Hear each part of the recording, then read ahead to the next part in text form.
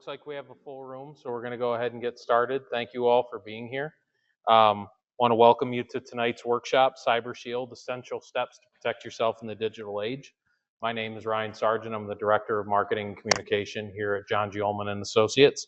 And I want to thank you for taking some time out of your busy schedules to be here with us tonight. We're going to cover a lot of information, and you'll probably have a lot of questions. I know we already have some pre-submitted. So we're going to ask that you hold those until the end. There's a lot of information in this slide deck, and there's a really good chance that Taylor and Nate will be able to address your questions before we get to the Q&A portion of things. So we do ask that until we get to the last slide here, that we hold those until the end. So with that being said, I'd like to introduce our two presenters for tonight, tell you a little bit about the organizations that are represented here in JGUA and Micro Solutions. So first, I'm going to introduce to my left here, Nate VanBrunt. He graduated from Limestone University with a Bachelor of Science degree in business with a concentration in finance in 2021. He continued his education at Limestone by attaining his MBA with a focus in leadership and management. He then joined the firm's advisor team in January of 2024. So Nate, thanks for being here. Yeah, thanks for having me, and thanks everybody for coming out. Next, I'd like to introduce Taylor Willis. He's a senior account manager at Micro Solutions Corning. And I'd also like to take a moment to thank Taylor and the team at Micro Solutions, Lauren in the back as well, for all their help in putting on this presentation and getting this event together. It's been a great start to our partnership, and we look forward to a lot more in the future. Taylor is a near 4-year veteran of the cybersecurity and IT solutions space. He served as a senior account manager at Micro Solutions since September of 2021. He earned his degree in marketing from Ferris State University in 2017. And has a passion for helping organizations protect sensitive information and to keep IT environments safe. So Taylor, thank you for being here, and again, all your help in putting this together. Why don't you tell us a little bit about Micro Solutions? Yeah, absolutely. And first, it's not me that's the hard part. It's getting you all here that's the hard part. So thank you guys for coming. Micro Solutions is really a B2B organization, so we don't do a lot with customers, but we are a local company, and the big thing for us is helping to protect you and all of your assets. So I know a lot of you have a lot of trust with John Ullman, so we want to help you guys expand that trust and understand your finances on a deeper level and make sure that all of the work you do here isn't gone to waste because of a simple click or bad mistake. So with that, should we hop into the rest of the presentation? Yeah, so we'll talk a little bit about, for those of you in the room that may not, I know there's a lot of familiar faces here, but just a little bit about John G. Ullman and Associates. We were founded by John G. Ullman in Corning, New York in 1978. It's our 47th year of operation, servicing more than 950 clients across 44 states nationwide. We currently have 4 locations here, Horseheads headquarters. We also have a branch office on Market Street in Corning, a branch office out in the Hudson Valley in Rhinebeck, New York, and then our newest office in Charlotte, North Carolina, that was opened about 2 years ago. To put it simply, we try to be here for everything money touches. So from retirement to investment management, tax planning and preparation, charitable gift planning, estate planning, and more. We're basically here to help with it all. I know a lot of you in here have already experienced that, but we hold workshops and webinars pretty regularly. So if you follow us on Facebook, LinkedIn, YouTube, or visit jgua.com, you can keep up on what we have going on here. Trying to put on as many of these webinars and workshops as we can to help keep you guys informed. So with that being said, before I turn things over completely, again, just a reminder, we do ask that you hold your questions until the end of today's presentation. You can also check out the folder that you picked up on your way in here today. It has a lot of additional cybersecurity and financial planning content, in addition to a physical copy of today's slide deck that you can follow along with what Taylor and Nate are reviewing. Don't forget to grab some more food and drink on your way out. Bathrooms are located around the corner to your left there. And last but not least, I'm going to introduce Amelia over here to my right. You see she has a camera. You're going to hear some clicking and see her kind of moving the camera around during the presentation. Believe it or not, it's really hard to get Nate in front of a camera. So this is the one chance that we typically get to get our advisors in front of a camera and get some shots of them in action. We're not taking any photos of you. Your faces won't be in any of it. It's just of these two guys up in the front. So with that, I will turn things over to Nate and Taylor to take things away. So we're going to go through a few things tonight.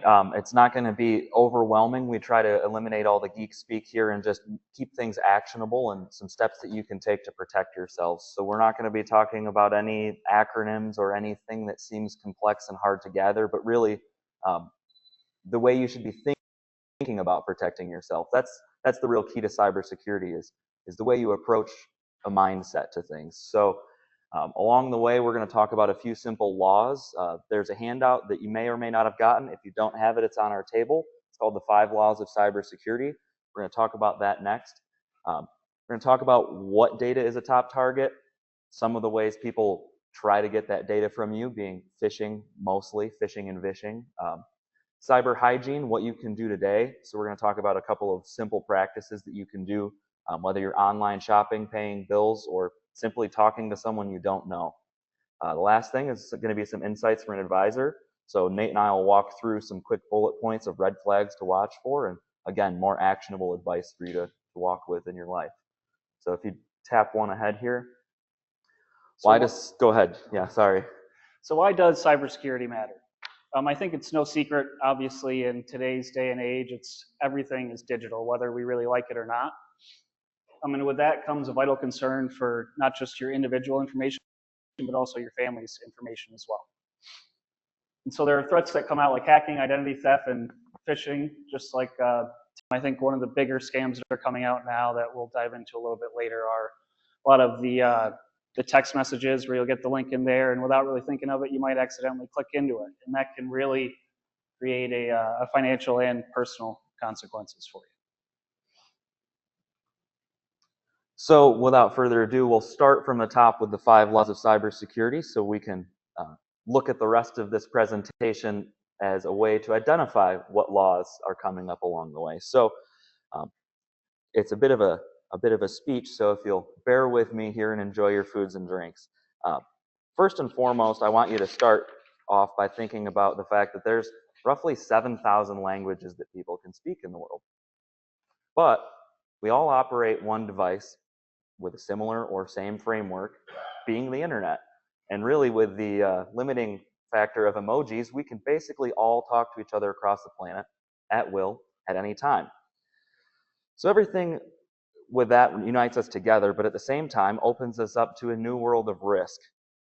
So as a cybersecurity professional, my role is really to translate the complex language of the internet and anything technology related and turn it into everyday English that you currently and hopefully speak because you're here.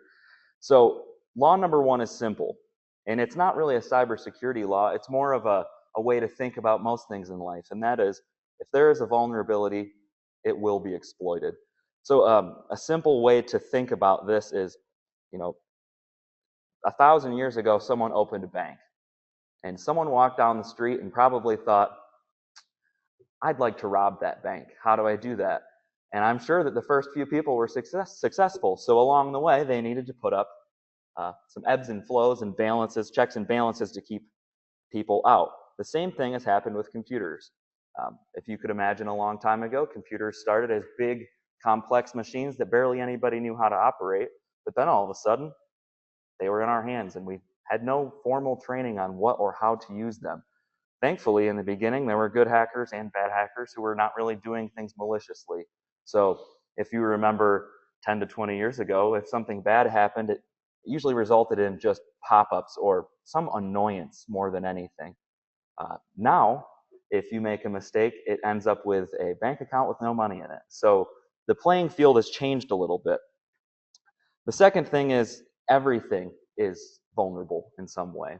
Again, not really a cybersecurity rule because that has worked across our entire life to the point where we now have an actual term that we use called life hacking. So not only are we hacking devices, we're hacking everything in our lives, looking for constant ways to exploit any vulnerability. So law number 2, I want you to think about a couple simple modern examples. I don't know if you've ever seen this, but a lot of areas have toll roads with a camera on them. The simple way to get around paying a toll is to cover your license plate. That's a life hack for you right there. Now, that's simple, but we can go as deep into the hacking world as a private group in the early 2000s was able to navigate their way through a complex computer system and actually stop an illegal nuclear production plant. So whether it's stopping your $5 tolls by covering your license plate or having really advanced skills in stopping a nuclear program from running, everything is vulnerable in some way. So number 3 is it's really an important rule. So if you'd go ahead and everybody just check under their chair real quick, see if there's anything down below you.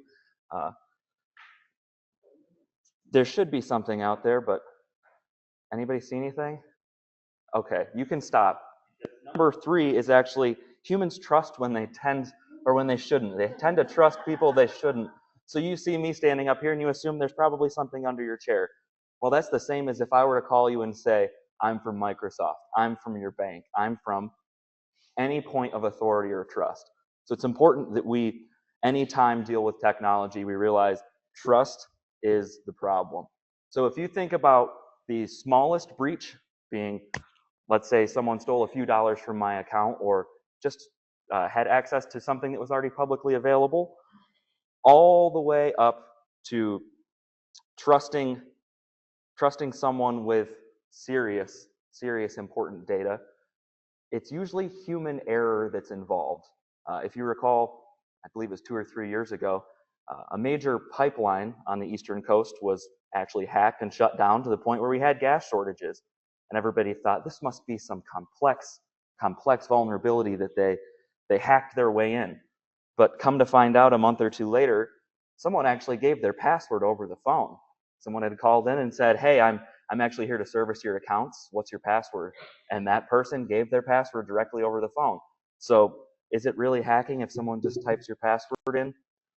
That's a thought experiment for yourself.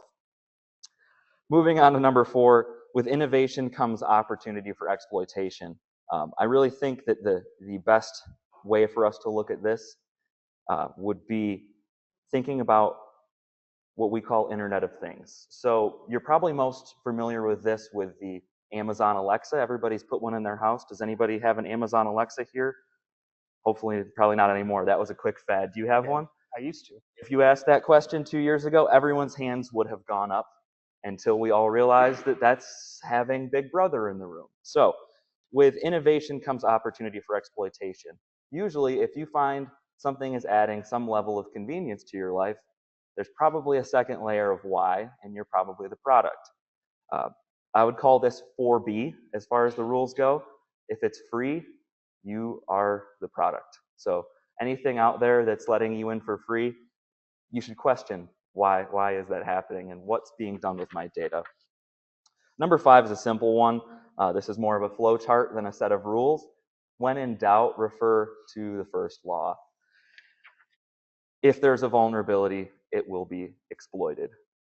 So this seems like it's a real rabbit hole to go down, but everything ties back to one place, and that is most of the error that you will experience is human error. So as long as we're approaching these things with the proper mindset of trust no one, I will be the place that the breach comes from. Don't do things over the computer when you can do them over the phone. You're going to be in a good place. So as we move forward, we'll be talking about some of the ways that people get in or exploit you. I want you to think about some of these 5 laws and how they might come up. So as we go forward, I'll do my best to point them out. Awesome. So those laws that Taylor just mentioned, they really point out the importance of continuously monitoring your cybersecurity. So these threats are constantly evolving, like Taylor's mentioned. It seems like almost every month there's some new kind of scam, or you might get an email from an organization about a new way that hackers are trying to steal your information. And so with that happening all the time and every day, it really requires ongoing awareness, smart habits, and a proactive mindset. That's going to be one of the key things to think about, is being proactive rather than reactive.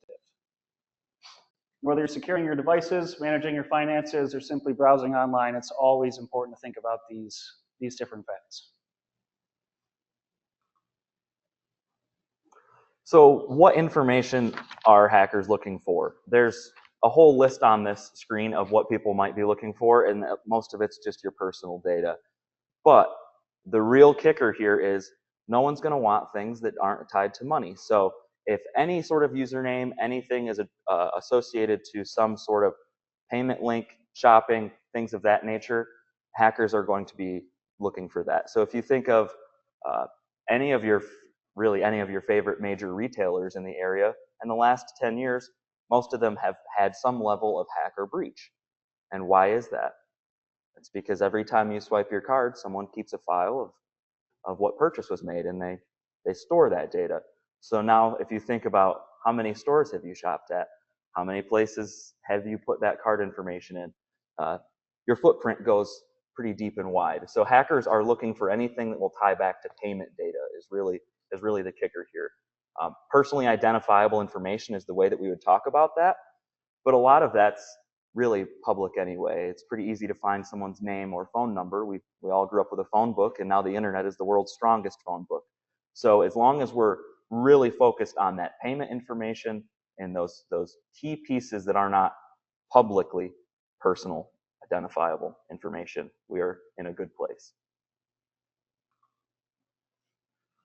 So this is a little bit deeper. Some more information that people would be looking for would actually be your habits. So most of us probably use social media of some sort, or at least have noticed that advertisements in the last few years have gotten oddly specific. If Nate and I have a conversation when we're done tonight and we talk about going kayaking on the river, when we both get home, we will both have advertisements. You'll probably see them when you get home now because I'm talking about kayaks on the river. I'll say it a third time.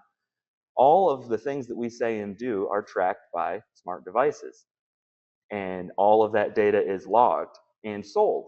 If you recall in the 5 laws of cybersecurity I mentioned, if something is free, you are the product. Well, if it's free and I'm scrolling Facebook, what product could I have? Did I comment on anything? Did I like political posts? Did I share pictures of myself, my family, my belongings? All of that can be used. And the question is, how will they use that? And that's coming up on the future slides here. So where is your information? And you heard Taylor mention the Internet of Things, and that's really the short answer is everywhere. Because with these Internet of Things, we have things like computers, tablets, cell phones. I mean, who here doesn't have any of those 3 just off the bat? By a show of hands? Exactly. Today, I mean, just about everybody has one. Then to go further down the list, you look at the personal assistants like Alexa, your smart televisions, baby monitors even. I remember Taylor bringing that up in one of our meetings and just kind of how shocked I was that somebody would hack into a baby monitor. But there are stories of it happening out there. Mm-hmm. As well as your home security cameras, thermostats, even with smart thermostats these days, smoke detectors, light bulbs and lamps, door locks, doorbells, garage door openers, pretty much anything smart. You can get really anything smart these days. My favorite addition to the list is the smart refrigerator. I'm not sure why people would want that other than a shopping list, but I always think that it's funny that we've needed to go to that extent to have our refrigerator be thinking about what we might want. Mm-hmm. But anyway, I don't mean to derail us here. And anything that's not on this list can really be covered in just anything that connects to the Wi-Fi or uses the internet really will have your personal information on there. Mm-hmm. So your financial data is a top target. Taylor touched on it already, but your tax documents, your bank and investment accounts, any of those login informations or the account information, those are high value data targets. A lot of hackers will want those. Cyber attacks aren't just about stealing money. They really can be about stealing access. So a good example of that is your email per se. You might think that, oh, you know, I get a couple ads here or there, or I use this email for shopping, and it really doesn't matter if my account gets hacked or something along those lines. But you have to think that hackers are really looking for access. And any access to you can turn into access to your bank accounts or your financial accounts. So say they do hack into your email and steal your email information. They can go onto your bank account and try to log in online and then end up resetting your password and sending that reset email right to the email account that they do have. And that's kind of just one example of how they can get in through something that you might not think they really could get access to your money from. Before we move on, could I add to that? Having access doesn't just affect you. It could affect your brand reputation, your personal brand. If they have access to your email account, who are you talking to? Are you talking to family and friends? What if they send an email on your behalf to your family and friends that says it's an emergency, you need money? Are people going to send you money? Do they trust you enough to do that? Well, if they do, the access was all that they needed to get money from you. It wasn't even from you. It was simply through proxy of you, but access alone is enough for them to wreak a lot of havoc. No one likes to hear statistics, so we'll keep it really simple, and that is one thing that we've found with all of our clients and a lot of the big data that we've looked at is most of these actions that a hacker would take against someone don't happen immediately. The hacker gets into the system and sits around and waits. They sit in the back corner and they watch what you're up to. So that way they can gather data. Sure, they could go ask Nate for $100 today, but if they sit and wait for a month, they might realize that he's got all sorts of bank accounts and start to build enough data to find out exactly how much they can take from him. And what we've found is they'll find out exactly how much you have and ask for exactly how much you have. And if you don't give it, you won't get access back to your accounts. So access is important. Yep. So the first way, and this is the most common way, it happens to most of us every day to the point where we're just numb to it happening to us. This is the phishing threat. The most common being email. If any of us opened up our Gmail accounts right now, you would probably have a ton of advertising emails in there. How many of them have links that they're asking you to click? How many of those links do you know where the link goes? Precisely 0, because we didn't send the email to ourselves. Phone calls. This is one that's a little bit trickier because anybody can represent themselves as anything over the phone. If someone calls and they say that they're from, let's say they're from John Ullman, and I'm not sure if Nate's from John Ullman, the best thing for me to do is say, Nate, I'm going to go ahead and give you a call back, and hang up, look up John Ullman's real number and call to the front desk and say, hey, I'm trying to talk to Nate. I was just on the phone with him. Can you put me through? If Nate's really Nate, they're going to put you through with no issue. But I can spoof a phone number, meaning I can make my phone look like any phone number I want to get through. So really picking up the phone and calling back is always, always a great way to start. Now, you see spoofed sender addresses. The phone is not the only place that we can spoof. Seeing an email address that looks like it's from Facebook, Wells Fargo, Chase, whomever, doesn't necessarily mean it's legitimate. And with that, I think extending the rule of pick up the phone, I would almost extend to avoid at all costs doing anything business through email. Use the actual website, use the actual application, pick up the phone and call them. If you do that, you're going to avoid most of the danger with just doing that. We're also going to, as we get through this, we're going to show you a bit about how these attempts work and how they manufacture a breach. So you can keep going. It's actually coming up next, that's good timing. This is not long. This is only about 1 minute and 15 seconds long. But it shows exactly what the scenario of someone calling and getting access to your account looks like. So without further ado, maybe. I think if you hit forward again. You know how an app or a site is trying to verify that you are you by sending a code?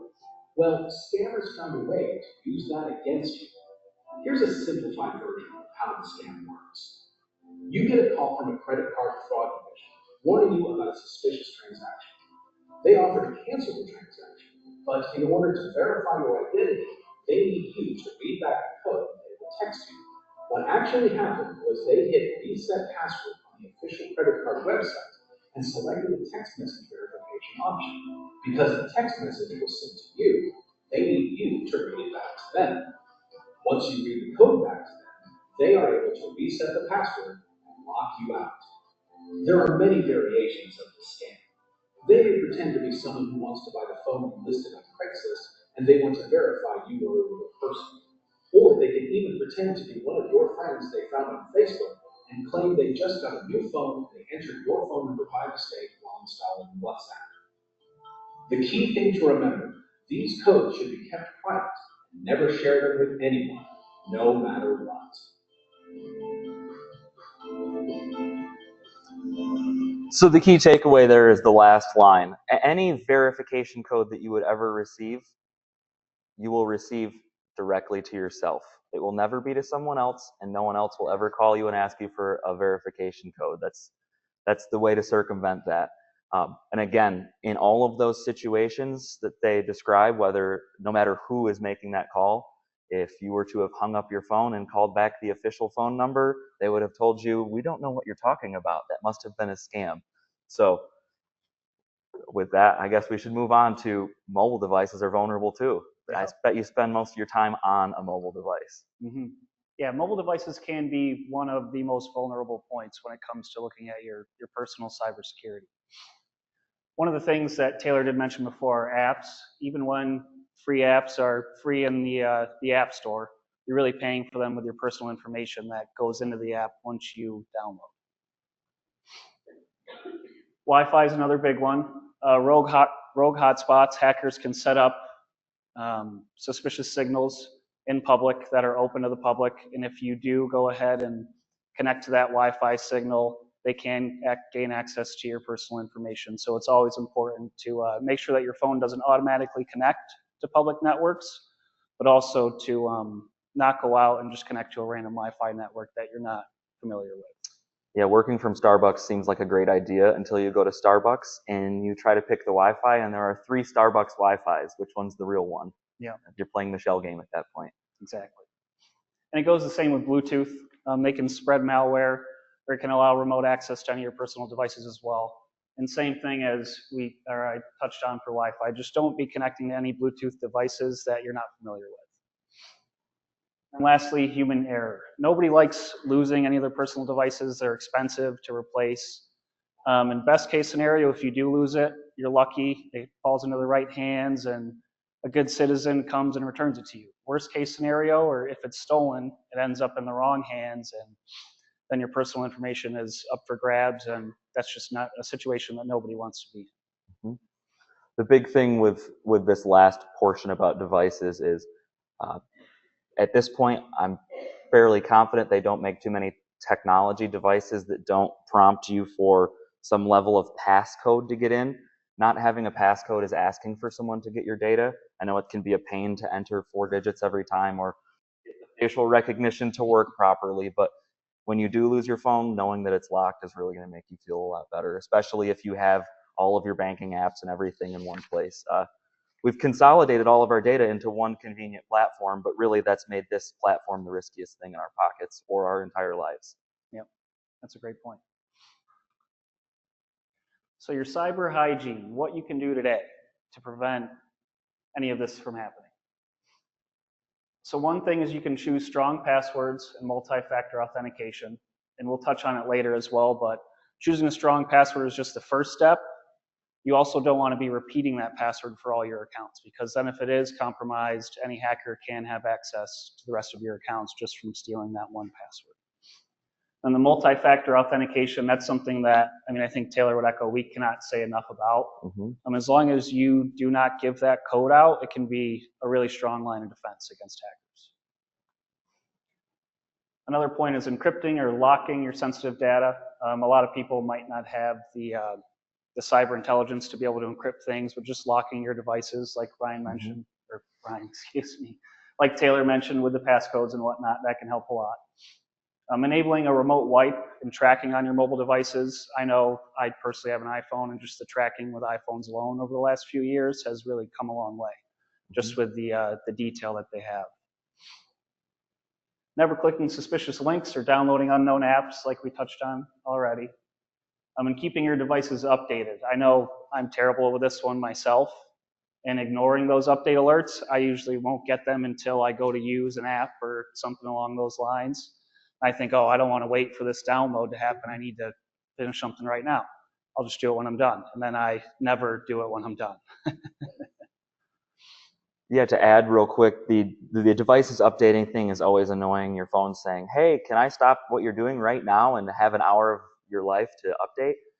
The reason that they're pushing the update out is, while they may have new emojis available for you, or it may make the phone operate just a touch faster, Really, the reason they push those updates and prompt you constantly is because someone has found a security vulnerability in the current software, meaning someone found their way into the back door and it's no longer safe.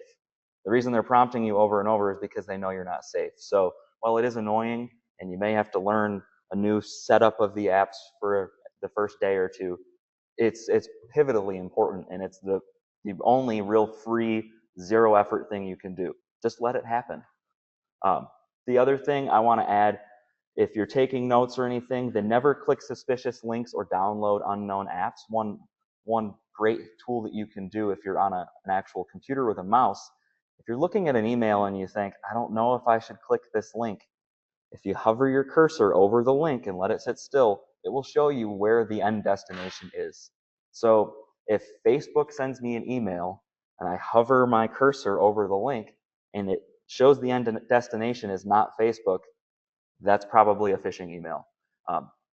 That sounds very rudimentary and caveman-ish, but I honestly do it every day just to make sure everything that I click is where I think I'm going. So some easy little things we can integrate to our life there. Next, cybersecurity really is financial planning. So both of our organizations see the aftermath of identity theft and cybersecurity breaches. One thing on the financial side that we see a lot are identities being used to open lines of credit, stolen tax refunds and fraudulent account activity. So that can come just from a breach of your personal data, and compromised credentials and personal information on accounts. I know one thing, I think Taylor might have mentioned it already, but I know he has mentioned it while we talked, is a personal breach of data can turn into a professional breach of data. And hackers like to get in and then they can move laterally across your different accounts and find ways in. So it can cross over from one life to the other. So some red flags to watch out for. They are going to usually be critically obvious to us, especially if we're approaching things with the 5 rules of trust no one and verify always. Urgent requests. If you see somewhere in an email that says, we're going to shut your account off tomorrow, or you're going to receive a late notice of X amount of dollars, those are some red flags that this person's probably trying to make you act out of emotion rather than logic. Your bank's not going to talk to you in this way, and your utility providers are not going to talk to you in this way either. They're going to have long-term, you've got 3 months to respond would be something you'd see, not act tomorrow or we're shutting your account down. So if you see verbiage that looks urgent or really aggressive, that's going to be a big thing. Misspelling in emails or domains. Facebook's the best example here. We get emails all the time from Facebook, but the second O is a 0 instead of an O. Those tiny little changes might not be natural for us to notice, but it's critically important that we're paying attention to detail, because that's not Facebook, of course. That's someone else's probably malicious website that they're trying to get you to. Let's see, prize notifications or security alerts. Congratulations, you won a gift card. Click my email link. All you have to do is click this button to get my Visa rewards card. What are the odds of that? Pretty low. As a rule of thumb, I just say avoid them completely unless you are expecting them. There's not really a lot to go deeper into that other than if it seems too good to be true, it usually is. I found that as a good life rule in my quick 29 years so far. Mm-hmm. I think another thing too, I barely win contests that I enter. I definitely don't expect to win them when I didn't enter. Exactly. And how to respond if you've been victimized. So one good point is to cancel your credit and debit cards. And we have all up there. That really is, it can change. If you can pinpoint the card information that was stolen, just canceling one card is sufficient enough. But say it's a situation where you have all your credit card information on your cell phone. You have all of your cards and your debit cards saved on there, and you lose your cell phone. Then all of that information is breached, and you don't want to wait for money to start coming out of your account to start changing things. So you should go ahead and cancel all those cards right away and get new ones.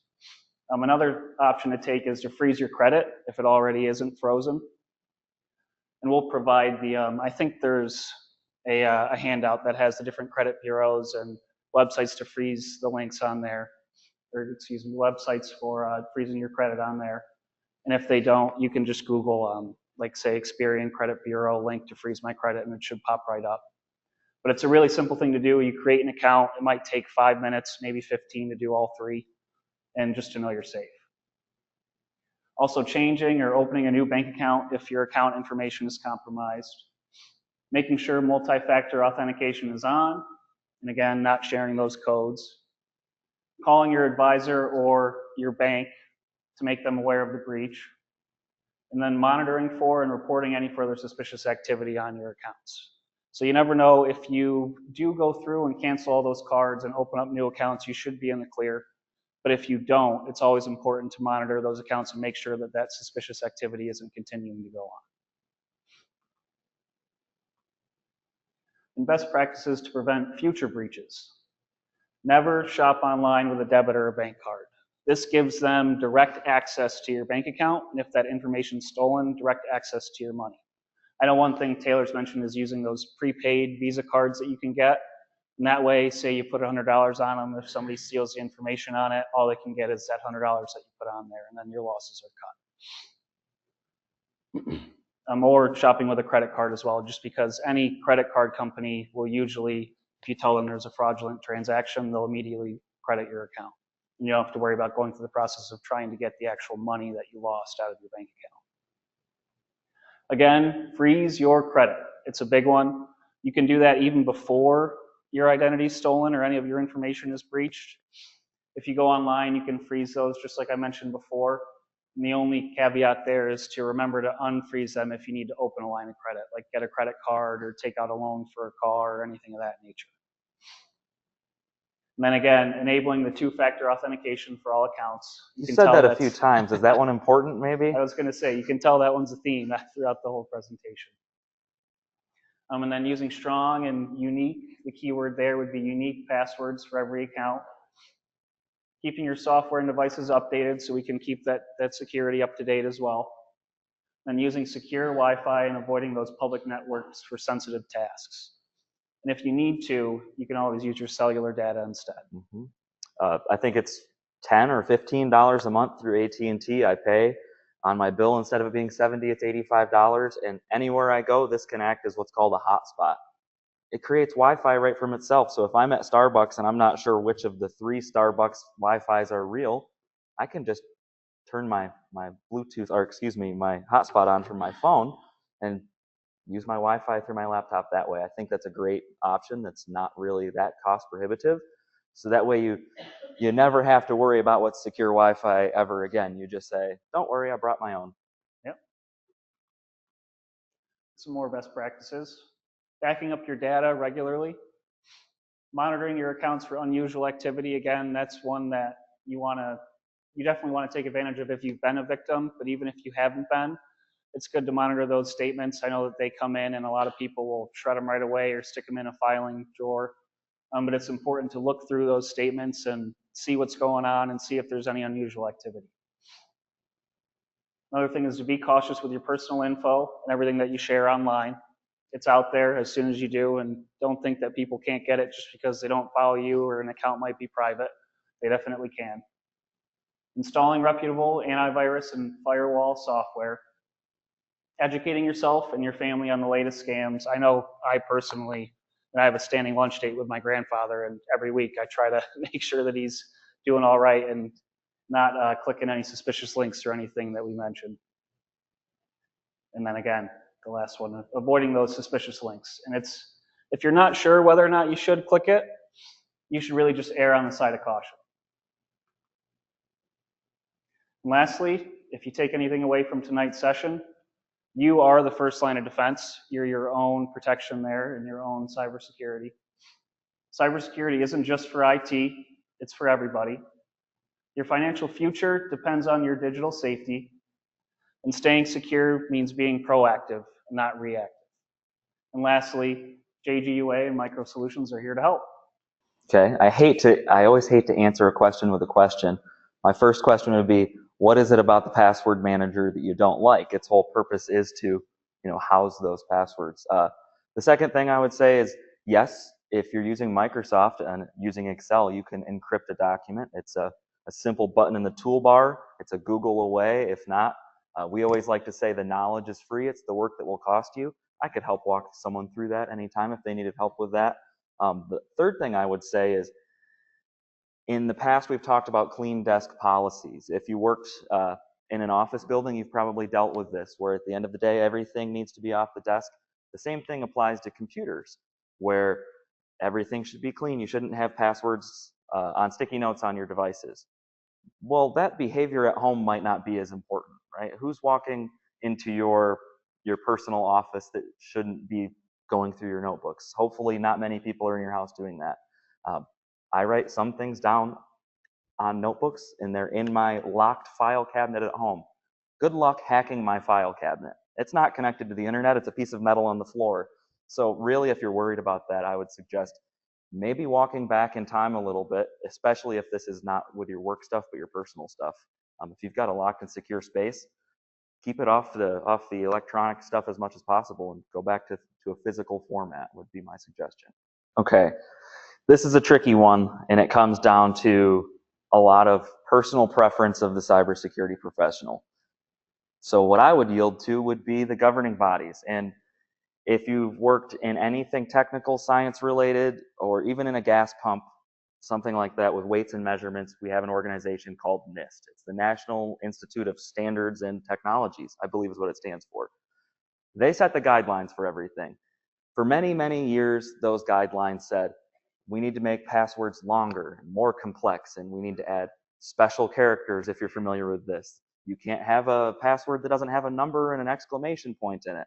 Well, what NIST found was exactly what this complaint/question is. People were locking themselves out of everything because they had to manage so many darn passwords. So there's not a great answer to this. My personal preference to this would be, take your current password. Let's say it's a phrase. This is not my password. I don't have a dog. But let's say it was my dog is awesome 1. And they said, you need to change, Ryan. It's been 6 months. We need to change passwords here. I think some low-hanging fruit, easy opportunity would just be to add a character to it. My dog is awesome 1, exclamation point. I've now created a new password as far as they're concerned. Check 1. I've added complexity to the password. It's now more characters and harder to guess. And 3, I'll never forget it because it's the same password that I already had. And in 6 months, they may ask again.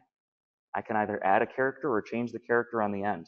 And you've essentially got endless passwords without really changing the entirety of the password. That's where I would lean. There's probably a lot of different opinions on that. Thanks for watching. If you found this video helpful, give it a thumbs up and hit that subscribe button so you don't miss future updates. Looking for more insights like this? Head over to our website at jgua.com for additional resources. And if you'd like to talk about your personal financial goals, we'd love to help. Just click the Schedule a Meeting button highlighted on your screen to book your complimentary consultation. Thanks again for joining us. We'll see you in the next video.